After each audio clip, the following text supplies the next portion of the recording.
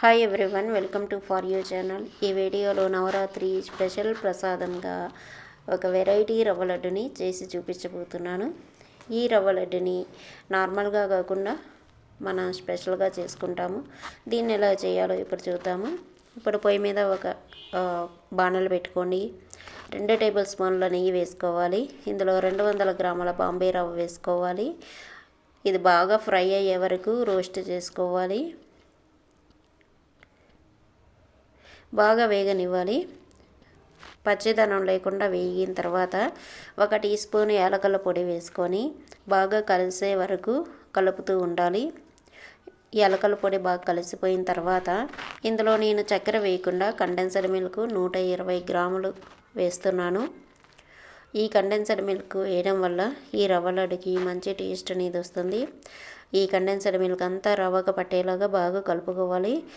మనం ఈ రవ్వ రోస్ట్ అయిన తర్వాత లో ఫ్లేమ్లో ఉంచుకొని కలుపుకోవాలి. ఇదంతాను ఇది బాగా కలిసిపోయిన తర్వాత దీనిని వెంటనే ఒక బౌల్లోకి తీసేసుకోవాలి. మనకు 200 గ్రాముల రవ్వకి ఒక 120 గ్రాముల కండెన్స్డ్ మిల్క్ కరెక్ట్గా సరిపోతుంది. స్వీట్ కానీ మనకు రవ్వ లడ్డు ముద్దగా రావడానికి కానీ 120 గ్రామ్ కండెన్స్డ్ మిల్క్ వేసుకోవాలి.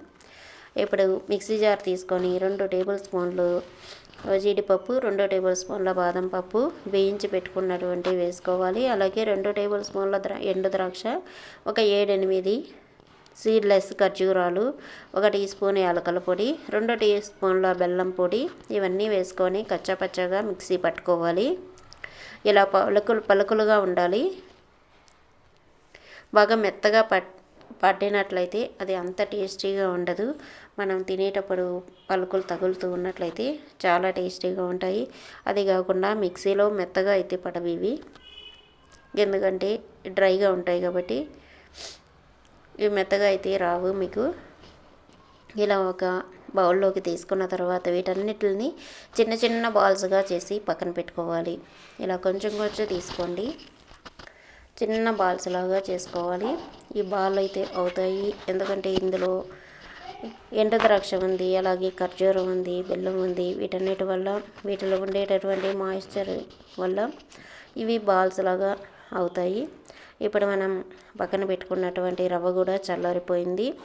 దీనిని చేత్తో ఒకసారి కలుపుకొని ఇప్పుడు కొంచెం తీసుకొని మనం చేసుకున్నటువంటి ఈ నట్స్ బాల్ కన్నా కొంచెం పెద్దదిగా తీసుకోవాలి. ఇలా తీసుకున్న తర్వాత లైట్గా ప్రెస్ చేసుకోవాలి. ప్రెస్ చేసిన తర్వాత ఈ రవ్వ లడ్డు అనేది పొడిగా అవుతుంది.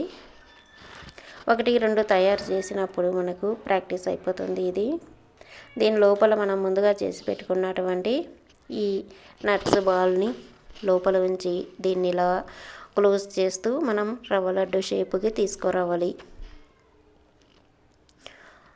మనకు ఫస్ట్లో కొంచెం కష్టంగా ఉంటుంది. మనం నార్మల్ రవ్వ లడ్డు చేసినా కూడా ఒక్కొక్కసారి పొడి పొడిగా అవుతూ ఉంటుంది. ఇందులో ఎటువంటి వాటర్ కానీ పాలు కానీ వేయాల్సిన అవసరం అయితే లేదు. ఇలా చేస్తూ ఉన్నట్లయితే మనకు రవ్వ లడ్డు గట్టిగా బాల్లోగా అయిపోతుంది. ఈ లడ్డు చాలా చక్కగా ఉంది చూడడానికి. ఎవరైనా కూడా ఈ రవ్వ లడ్డుని చేసేయగలరు. పిల్లల చేతైనా చేసేయచ్చు.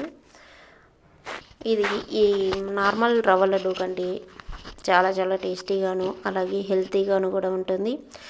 పిల్లలైనా కూడా చక్కగా తినేస్తారు. మనకు విడివిడిగా నట్స్, డేట్స్ ఇవి ఇచ్చినప్పుడు సరిగా తినమని చెప్తారు. ఇలాంటివి చేసి పెట్టినప్పుడు మనకు హెల్తీగా ఉంటాయి.